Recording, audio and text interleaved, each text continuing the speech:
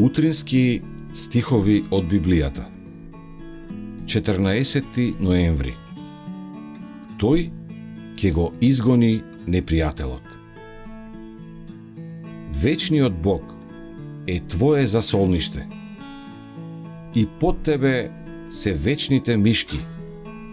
Ги гони непријателите пред тебе.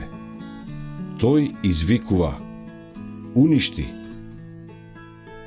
Второзаконие 33:27. Пред нас се опасни времења. Секој што има познавање на вистината треба да се разбуди и да се стави себе си, телото, душата и духот под Божја дисциплина. Непријателот ни е зад петици. Ние мора да бидеме целосно будни, да не го спуштаме нашиот гард против него. Мораме да го облечеме сето оружје Божјо. Мораме да ги следиме упатствата, дадени преку духот на пророштвото.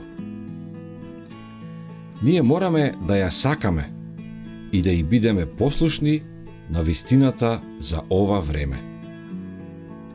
Тоа ќе не спаси од прифаќање на силни заблуди. Бог ни проговорил преку своето слово. Тој ни зборуваше преку сведоштвата за црквата и преку книгите кои помогнаа да се разјасни нашата сегашна должност и позицијата што треба да ја заземеме сега.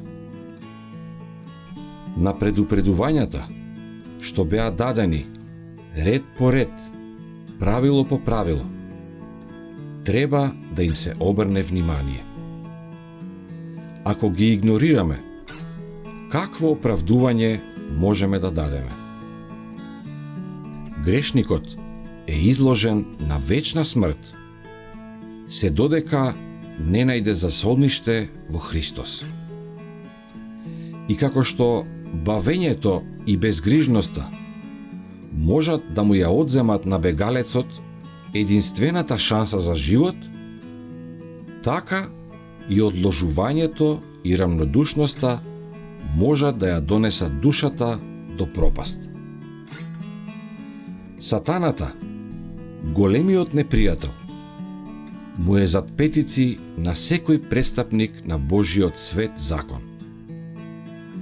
И оној што не е свесен за својата опасност и со сериозност не бара засолниште во вечното прибежиште, ќе падне како плен на уништувачот.